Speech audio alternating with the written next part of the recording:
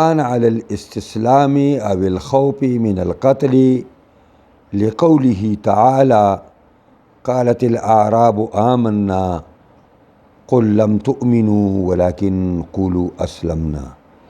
فإذا كان على الحقيقة فهو على قوله جل ذكره إن الدين عند الله الإسلام. الآية آيات آية آخره پورې. امام بخاری وی کله چې نوی اسلام علی الحقیقت بلکې دا انقیاد تابعداری حقیقی نوی او وکان علی الاستسلام دا صرف ظاهری انقیاد دی. یو سړی وایي زه مسلمان یم او داغه مقصد دا دی چې ظاهری ځان تابع کړی دی او دا اسلام د ده زړه ته نه دی کوشوی، نو دا په ظاهر کې ځان قدر بس منقاد او تابعدار حسابوي. او الخوف من القتل یا له دې نه یریږي چې مسلمانان به مې مړ کي، نو اظهار د اسلام یې کړی دی.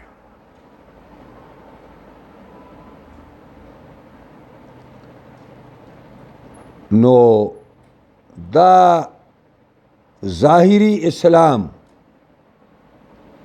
یا د خوف په نتیجه کې اسلام ظاهرا منل او حقیقتا اوړته نه کوزول، دا د دې دلیل دا قول د الله تعالی دی چې قالت الاعراب وای باندې چان آمنا من ایمان راوړی دی. قل تو ورته پیغمبر وای چې باندې چو د سمو وای چې موږ ایمان راوړی دی. ایمان خو دې ته وای چې دا تصدیق ستا زړه ته کوشي او ستا زړه په هغې باندې اوبه وڅکي.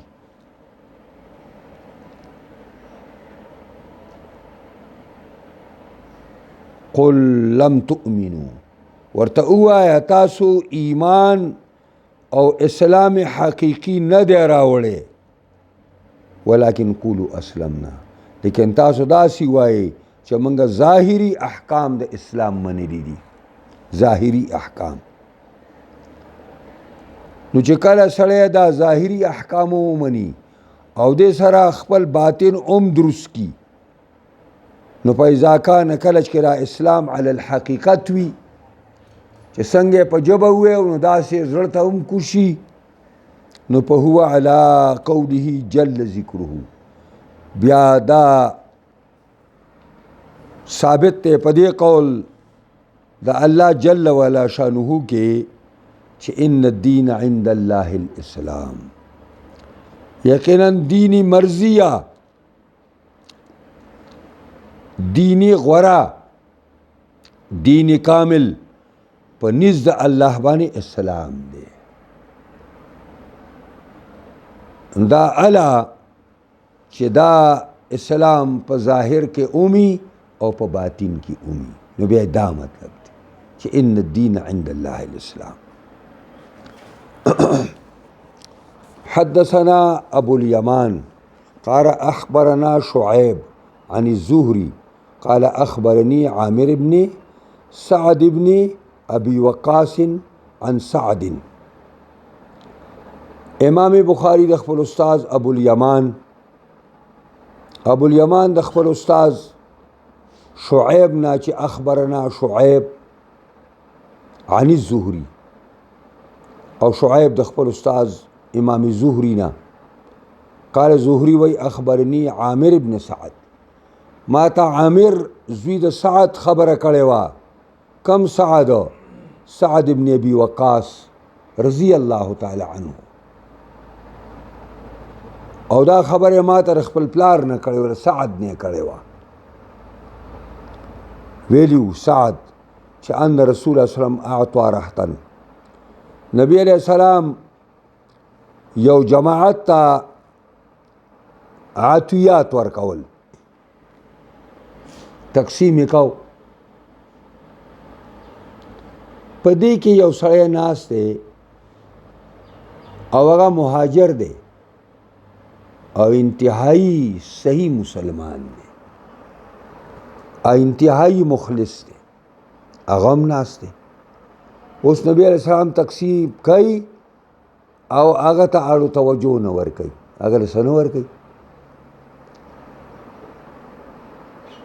وسعد جالس او سعد هم په دې مجلس کې ناست دی. فترک رسول الله صلی الله علیه وسلم رجلا هو اعجبهم الی. سعد وایي چې رسول الله صلی الله علیه وسلم یو سړی پرېښوده او هغه یې سور نه کړه او وهو اعجبهم, هغه ډېر ناشنا لګېده ما ته د صلوح او د ایماندارۍ په وجه باندې چې ډېر لوی صالح او ایماندار انسان دی. فقلت یا رسول الله ما لك عن فلان. سعد وای ما پیغمبر اسلام ته ویل چې الله پیغمبره ما لك عن فلان, څه وجه ده چې ته اعراض کې د پلاني نه پلاني له نه ورکې. فوالله انی لاراه مؤمنا, زما دې په الله قسمی زه یقینا اینم دلره مؤمن دی, زه مؤمن اینم.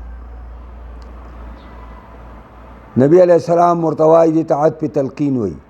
فقال او مسلما, یعنی معنا دا ده چې او سعد داسې مه وایه چې انی لاراه مؤمنا. ایمان تصدیق قلبی ته وایي, په سترګو نه ښکاري, په سترګو نه ښکاري. نو ته داسې مه وایه چې انی لاراه مؤمنا, ځکه خو ایمان یو باطني شی دی, سوا د الله نه بل چاته نه, بل څوک په هغې نه واقف کېږي.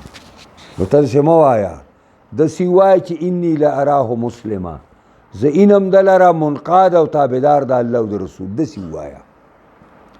فسکتت قلیلا, زه لږ غوندې چوپ شومه.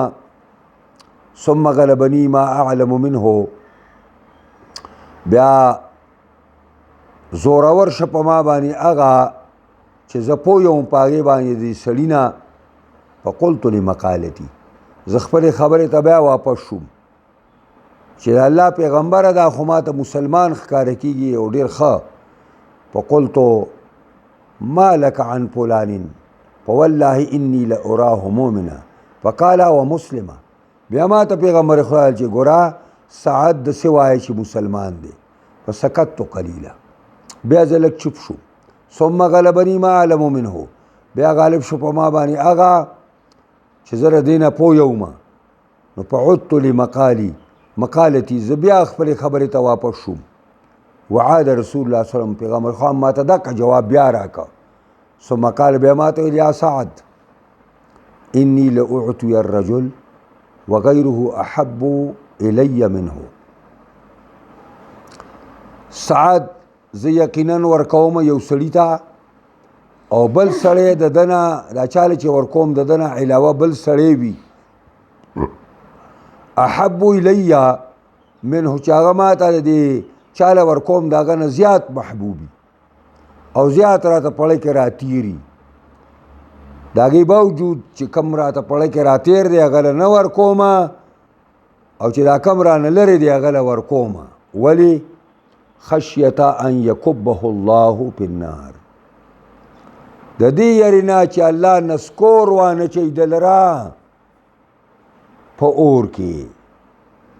یعنې معنا دا ده چې دا ته ما ته وې په ټولو کې ما ته دا سړی ګران دی, خدا د ایمان خاوند دی, د کې د صبر انتها ده, او دا چاله چې ورکوم دا بې صبره دي.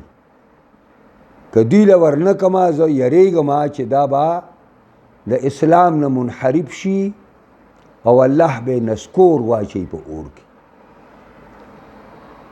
دا معنا ده. دلته دا حدیث موږ دې لفظ دپاره ذکر شي انی لاراه مؤمنا.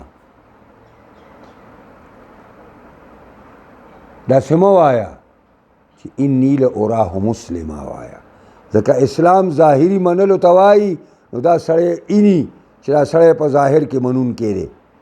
لیکن دړه پته خو صرف الله تعالی ته لګي. ورواه یونس و صالح و معمر و ابن اخی زهری عن زهری. دا حدیث راوړی دی یونس استاد، صالح استاد، معمر استاد او اغا ابن اخی زهری وراره د امام زهری، او د ټولو د زهری نه دا نقل د حدیث کړی دی او دا روایت ټولو د زهری نه کړی دی. باب افشاء السلام من الاسلام.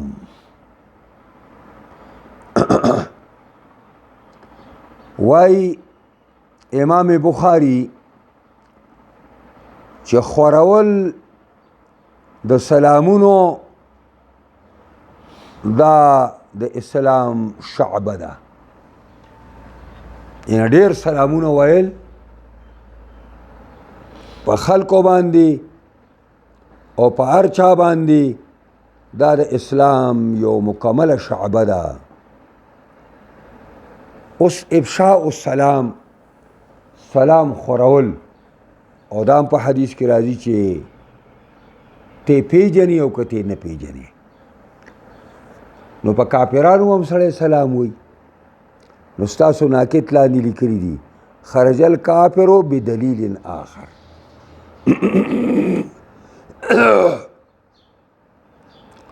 په نورو دلایل په شریعت کې داسې پراته دي چې په کافر باندې به دا سلام نه وایي. هلته خو والسلام علی من اتبع الهدى دی. وقال عمار ثلاث، عمار رضی اللہ تعالی عنہ به فرمایله ثلاث درې خصلتونه دي من جمعهن چا چې دا په ځان کې راجمع کړه فقط جمع الایمان د په ځان کې ایمان راجمع کړه. درې خصلت دي چا چې دا درې ونه په ځان کې موجود کړه نو د په ځان کې ایمان موجود کړه. اساس دي الانصاف من نفسک، یو هغه انصاف کول دي چې دا راوتی د نفس ته دنه هر خبره چې کوي هر کار چې کوي دا په انصاف سره کوي. او وبذل السلام للعالم، او خرج کول او خورول د سلام د مخلوقاتو لپاره. عالم ما سوى الله توای دلته مراد لكل الناس دی، ټول خلق دی. اول انفاق من الاقتار، او دریم هغه خصلت دی چې خرج کول د الله په لار کې د غریبۍ په حالت کې. یو سړی غریب دی او د غریبۍ په حالت کې د الله په لار کې ورکړه کوي. او ښکاره خبره ده چې یو سړی دی مالدار دی هغه 1000 روپۍ ورکوي او یو غریب دی هغه 1 روپۍ ورکوي. که اخلاص برابري نو د ثواب کې به فرق هم دی.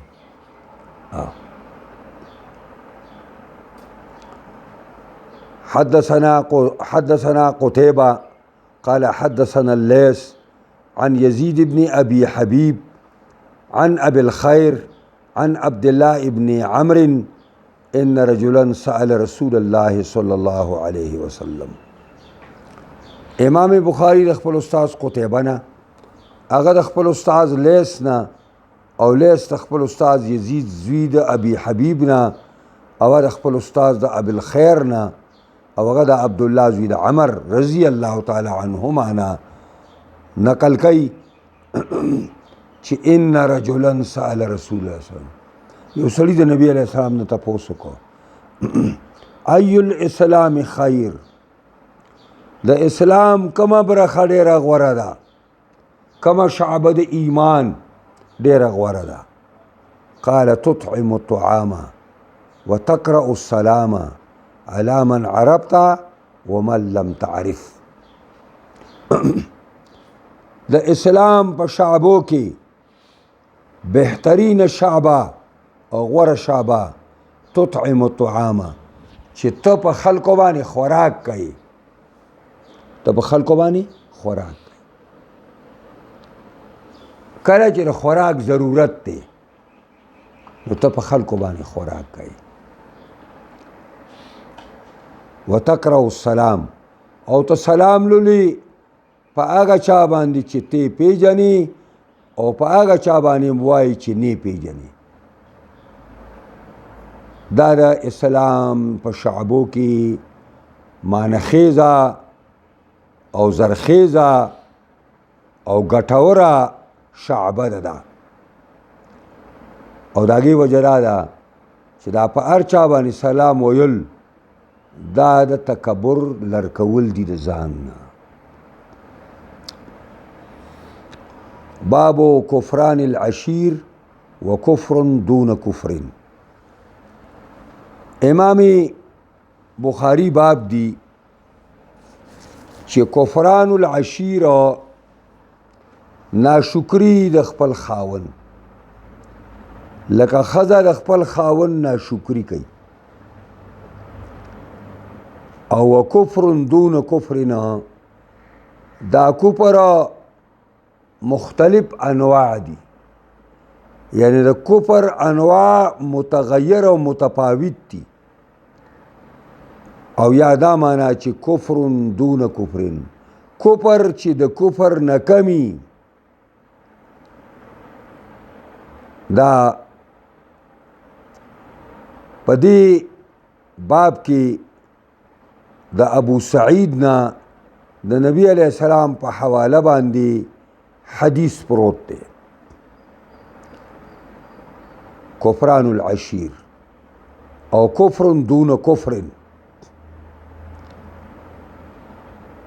حدثنا عبد الله ابن مسلمة عن مالك عن زيد بن أسلم عن عطاء بن يسار عن ابن عباس قال النبي صلى الله عليه وسلم أريت النار فإذا أكثر أهلها النساء يكفرن. نبی علیہ السلام وی چې ما ته اخودل شعور یعنی جهنم. أريت النار، أريت النار، دا أريت صيغه د واحد متکلم مجهوله ده.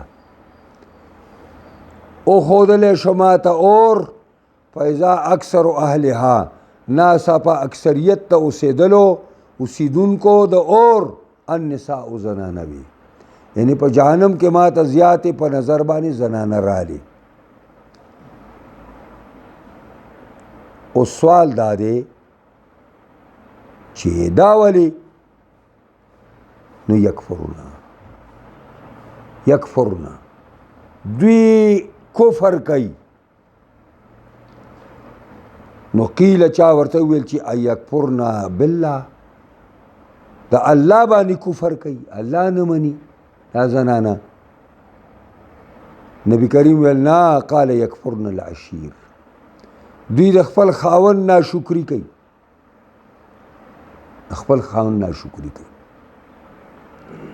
ويكفرن الاحسان، او د خپل خاون د احساناتو ناشکری کوي. او دون زیاته ناشکر دي چې لو احسنت الى احداهن دهرها، کته احسانات کوي یو تنی د دې زنانو سره ټول عمر، الدهر معنا عمر بر، ثم رأت منك شيئا، بیستانه سمامولی غوندی خبره دا محسوسه کی ویني، یعنی تا دې یو خبره قدرې اونه مني. قالت ما رأيت منك خيرا قط، دا په جواب کې وایي ما تا نه په ژوند کې خیر نه دی لیدلی، ته ما ته ووایه تا ما سره کله ښه کړي دي. ویږي پرې باندې نو دا مرض په زنانو کې پروت دی.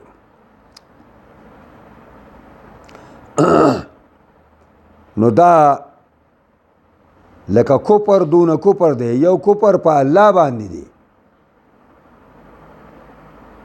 د الله د نعمتونو ناشکري ده او خطرناک کفر دی دونه کفر د هغې نه یو نوع د کفر کمه ده ادا ده چې زنانه د خپل خاوند ناشکري کوي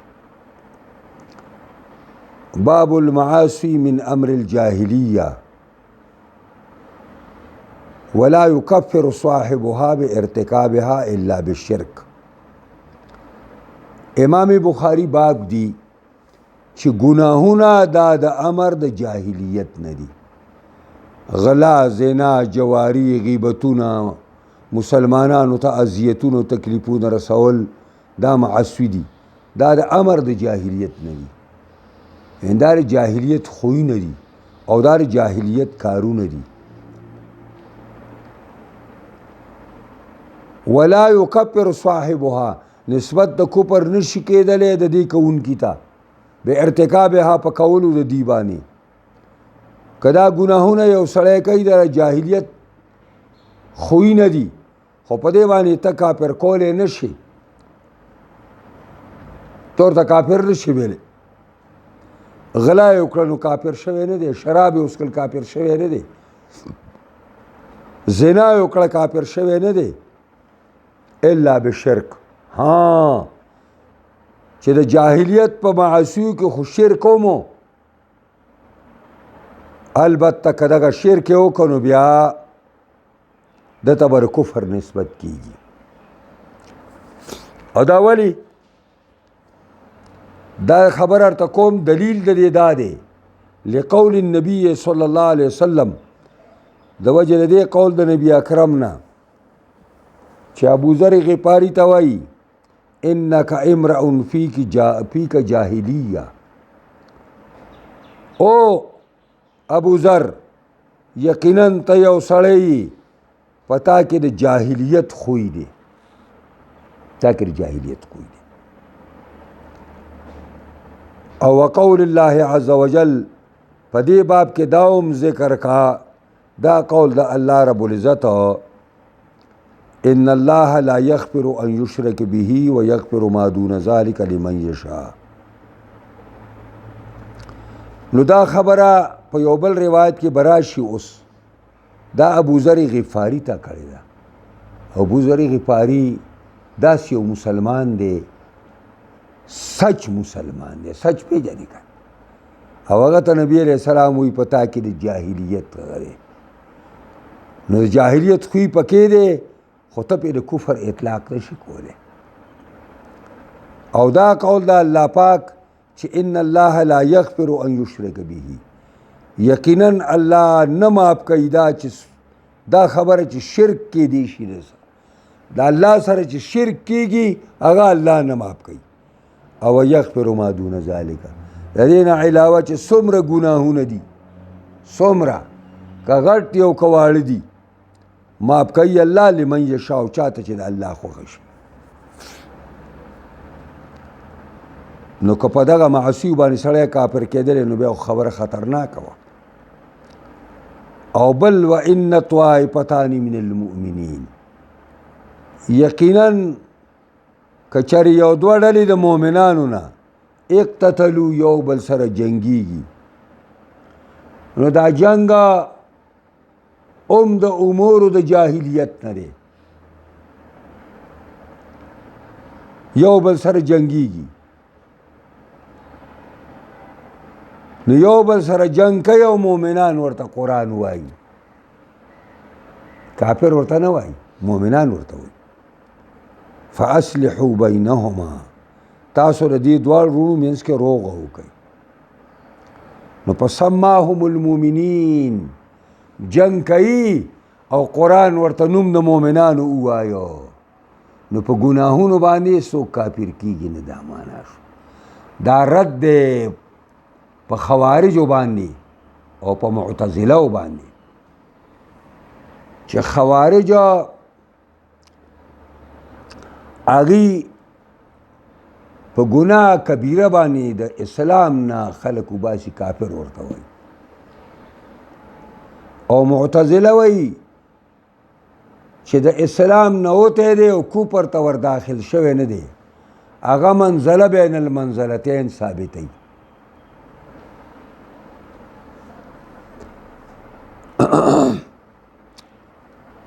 دا حدثنا عبد الرحمن بن المبارك قال حدثنا حماد بن زيد قال حدثنا أيوب ويونس عن الحسن البصري عن الأحنف بن قيس. حسن البصري د خپل استاذ احنف بن قيس نه روایت کوي. قال ذهبت لأنصر هذا الرجل. احنف بن قيس صحابي دی. دا اویلی ذهبتو زروان شما لأنصر هذا الرجل چې زه تعاون کوم د دې سړي. د دې سړي نه مراد علي دی. بل روایت کې راغلی دی یعنی ابن عم رسول الله صلی الله علیه وسلم الفاظ دی هلته زوی د تره د پیغمبر.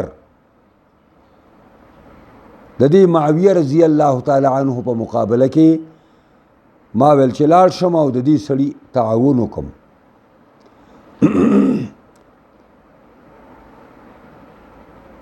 نو دا ما دا اراده وکړه. نو په لکیانی ابو بکر تا ابو بکرا د نوم نفیع دی. دا را سپلار کې ملاو شو. ما تور اگیستی دا و روانی ما تا وی این توریدو کم خواده اراده کړی لکه چرته ځي. قلتو انصر هذا الرجل. دا مې اراده را چې د دې سړي امداد وکم. قال ارجع.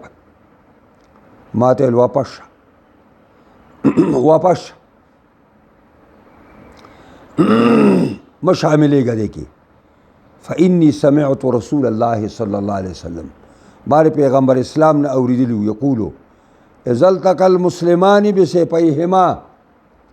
کله چې ملاویږي دو مسلمانان یو بل سره په خپل تورو یعنی یو بل پسې توري راوالي او په یو بل باندې توري چلی.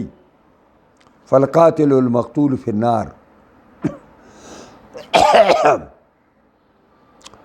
پدې کې قاتل او مقتول دواړه به په اور کې وي. دواړه به اور ته ځي. قلت ما یا رسول الله. ما تاسو کو د الله پیغمبر هاذا القاتل. دا هو قاتل له نو کو جهنم ته ځي نو ټیک ده. نو په ما بال المقتول. د دې مقتول څه حالت دی؟ قال انه كان حريصا على قتل صاحبه.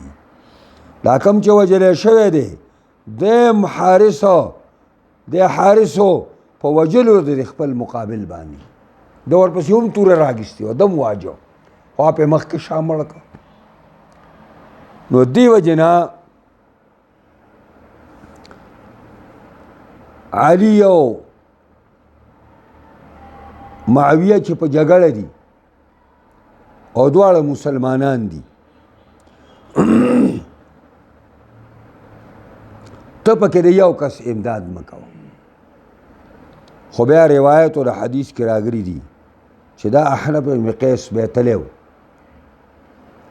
او دا د حضرت علي مرسته کړې ده تعاون یې کړی دی. دا اوس بله خبره ده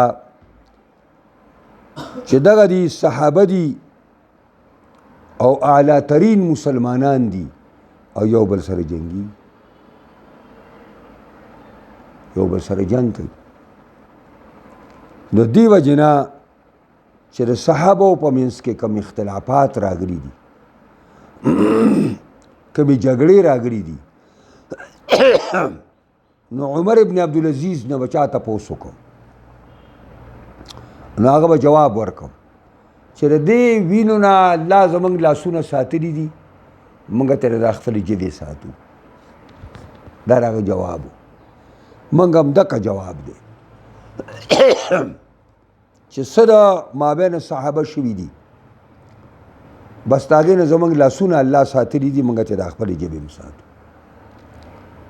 ټول مجتهدینو او هر یو عمل په اجتهاد باندې کړی دی. معاویه صاحب ویلي چې زه د حضرت عثمان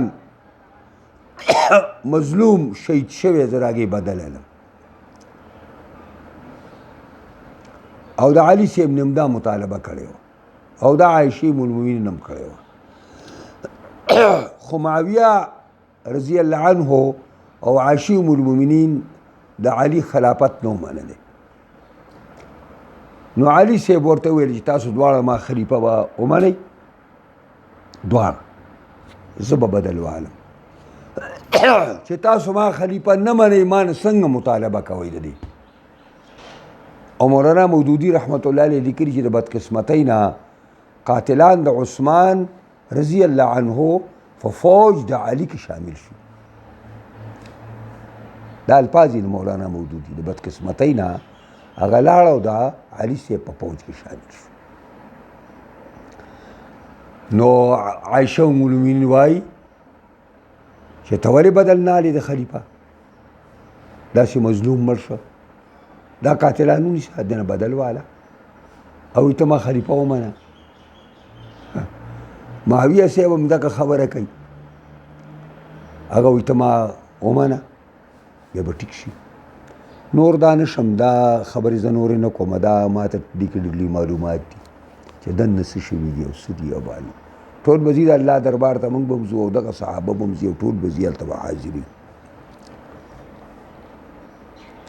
خو ټول مجتهدینو او چې مجتهد خطا شي نو الله ورته یو اجر یو اجر ورکوي او چې مصیب شي نو 2 اجر وله ورکوي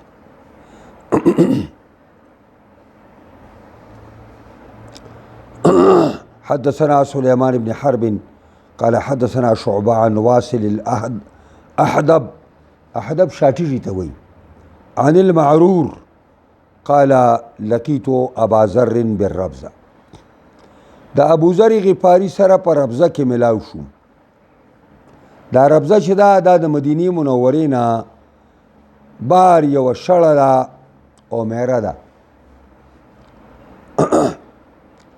او د حضرت معاویه او د حضرت ابو ذر غفاری اختلاف راغی په شام کې او اختلاف دا و چې ابو ذر غفاری دغه آیاتونه ویل چې څوک د الله په لار کې ورکړه نه کوي او سره او سپین خزانه کوي نو دا به ګرمولی کېږي په اور د جهنم کې او دی به پې داګلی کېږي معاویه صاحب ورته ویل چې دا زمونږ په باره کې نه دی دا د نورو قومونو په باره کې دی ابو ذر غفاری ویل د نورو په باره کې هم دی او زما او ستا په باره کې هم دی بس بیا حضرت عثمان ته معاویه صاحب خط ولیکه چې دا ما نه در وله زه تنګ کړی یم دلته نو معاویه رضی الله عنه د خط په نتیجه کې هغه خلیفه وغوښته مدینې ته مدینه کې چې کله مسجد نبوي ته راغی خلک ته راتاو شو چې کوم ځای به ګو هلته به ترې خلک راتاوېده او ده به هم دا آیاتونه ویله بس دا یو سړی وایي زه لاړم مدینې ته هلته ګڼ خلک ناست دی یو سړی راغی داسې عجیب غوندې جامې دي او عجیب شکل یې دی او راغی او ودرېد هغه کسانو ته وایي دا آیاتونه یې ورته وویلي الذین یکنزون الذهب والفضة ثم لا ينفقونها فی سبیل الله دا یې وویلي بیا لاړ و یو دغه ته یې ډډه وواله ستنې ته وایي زه ورغلم وایي ما ورته وویلي چې صاحب تا خو دا خبرې وکړې خو دا کسان ورته برابر نو وایي ما ته یې ویل چې دا جاهلات دي دا جاهل قوم دی دا که نه خیر ابو ذر غفاري وایي چې د خلکو به زه لیده به یو ټول به مانه چاپېر راتاوېدل لکه دوی چې زه چېرته په عمر کې لیدلی دی به بیا حضرت عثمان ابن عفان رضی الله عنه ورته وویل چې ته ربضې ته لاړ شه لږ خلکو نه لږ ډاډې ته شه نو دی ربضې ته لاړ نو ربضه دغه شړه مهره وه په هغې کې بس دی و د جمعې مانځله به راته او بیا به واپس ته او دا چې کله وفات کېده نو خپلې ښځې ته یې وویلې چې کله زه مړ شمه نو دې لارې ته به کوشې. ما د خپل حبیب نه دا خبره اورېدلې وه چې زما یو ملګری به او ځان له به اوسیږي او ځان له به مري او زما د ملګرو یو وفد به راځي او هغه به یې تجهیز او تکفین کوي او هغه زه چې کله زه مړ شوم ته به دې لارې ته کوزېږي او چې څنګه کله وفات شو نو هغه دې لارې ته راکوز شو. نو عبدالله بن مسعود رضی الله تعالی عنه د خپلو ملګرو سره شاګردان ګڼ شاګردان ورسره دي را روان دي.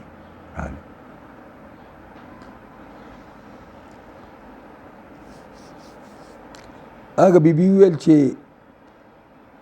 له پیغمبر ملګرو دلته د پیغمبر خاص هم یو ملګری وفات شوی دی او د هغه تجهیز او تکفین پکار دی. عبدالله بن مسعود رضی الله عنه راستون شو د ملګرو سره او د هغه تجهیز او تکفین یې وکړو، ښه په قدر قیمت باندې خښ کړ او بیا ترې نه لاړ. دا ابوذر دی.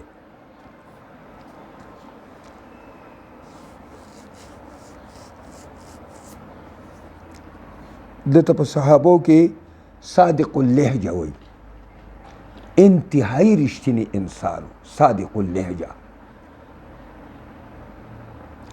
اوس د دلته واقعه دا ده چې وعلیه حلة وعلى غلامه حلة.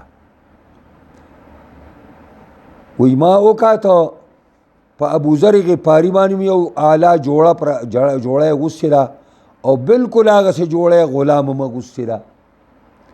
فسألته عن ذلك، ما ویل ګوره دا رښتې کړي دي، لکه کم از کم په دې حلیه کې خو څه فرق پکار دی که نه، نو ستا د غلام او ستا یو شان جامې دي. فقال وی ما ته ابوذر ویل چې انی ساببت رجلا، ما کنځلې کړې وي یو سړي ته او کنځلې دا وي چې فعیرته بامه، ما ول عار ورکړی په مور د هغه باندې، د هغه مور د رنګ نه توره وه، ما ورته ویلي تورۍ زویه، دا مې ورته ویلي. نو چې دا ما وویلې فقال للنبي صلی الله علیه وسلم، ما ته نبي علیه السلام وویلې چې یا ابازر اعیرته بامه، تا دله عار ورکه په مور د باندې، انک امرأ فیک جاهلیه، ته یو سړی په تا کې د جاهلیت خوی موجود دی. اخوانکم خولکم، دا غلامان ستاسو رونه دي، خولکم او ستاسو خادمان دي. جعله الله تحت ایدیکم، ګرځولی دی الله ستاسو د تصرف لاندې، ستاسو د لاس لاندې، یعنی ستاسو په تصرف کې درکړي، تاسو یې له مالکان ساز کړي یئ.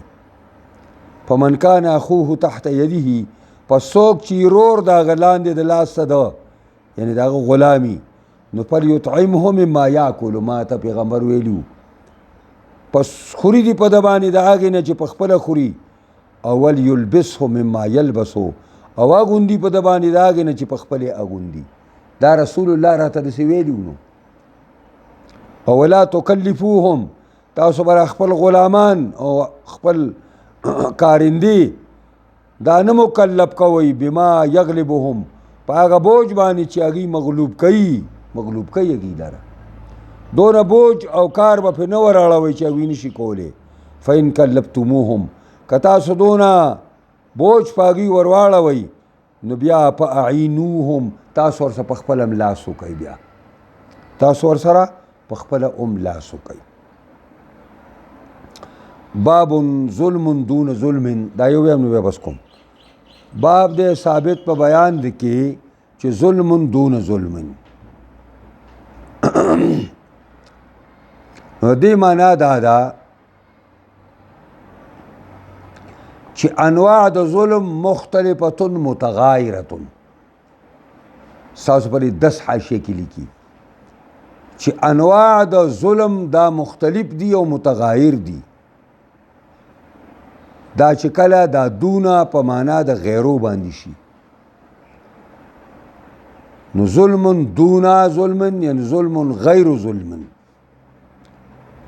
او کله چې دا په معنا د ادنا باندې شي نو ظلم ادنا ظلم کله ظلمي د بل ظلم نه کم وي یعنی بعضها اشد د ظلم بعض انواع ډیر شدیدي کذا فی الکرمانی قال ابن بطوال مقصود الباب ان تمام ایمان بالعمل چې تمام د ایمان او کمال د ایمان په عمل راځي وان المعاصی تنقص بها الايمان او په ګناهونو باندې ایمان کمیږي لیکن ولا يخرج صاحبها الكفر لیکن د دې کون کې د ګناهونو کفر ته نه رسی والناس مختلفون فيه خلق پدې کې مختلف دي څوک لوی ظالمان دي څوک متوسط ظالمان دي او څوک برا ادنا على قدر صغر المعاصي وكبرها په اندازه د وړوکوالي د ګناه او د غټوالي د ګناه باندې خلق هم پدې کې متفاوت دي نو ظلم دون ظلم یعنی ظلم غیر ظلم او ظلم ادنى ظلم حدثنا ابو الوليد قال حدثنا شعبة حمن دارا نحول من سند إلى سند آخر قال وحدثني بشر قال حدثنا محمد عن شعبة عن سليمان عن إبراهيم عن علقمة عن عبد الله قال لما نزلت واي عبد الله بن مسعود دا تاسو ته ما ویلیو چې بخاری کې عبد الله تش عبد الله ذکر شو نو مراد وته عبد الله بن مسعود بس دا عبد الله بن مسعود وای لما نزلت کله چې دا آیات نازل شوه سوره انعام الذين آمنوا ولم يلبسوا ایمانهم بظلم هغه کسان چې ایمان راوړی دی او نه دی ګډ کړی خپل ایمان د ظلم سره ایمان راوړی دی او خپل ایمان نه دی ګډ کړی د ظلم سره قال اصحاب رسول الله صلی الله علیه وسلم کله چې دا آیات نازل شو صحابه باندې هیبت راغی او ویل چې دا الله پیغمبره اینا لم یظلم په من کې کم یو دی چې موږ نه بزیاتې نه شوي من کې کم یو دی چې موږ نه بزیاتې نه شوي او قرآن وایي چې ایمان د ظلم سره ګډ کړی نه فانزل الله عز وجل الله دا ایسر قرآن نازل کړه په سوره دای کې لقمان کې ان الشرك لظلم عظیم یقینا شرک ډیر لوی ظلم دی یعنی معنا دا چې صحابه او ته پیغمبر خدا ویلي چې دغه آیات معنا دا نه ده چې لم یلبسوا ایمانهم بظلم دالته ظلم نه مراد دا زیاتې نه دی د ګناهونو په مرتبه کې بلکې دلته د ظلم نه مراد شرک دی پته ولګی چې ظلم ادنا د ظلم نه لکه ظلم شرکم ظلم دی خدا ټولو کې اعلی نمبر اوچت نمبر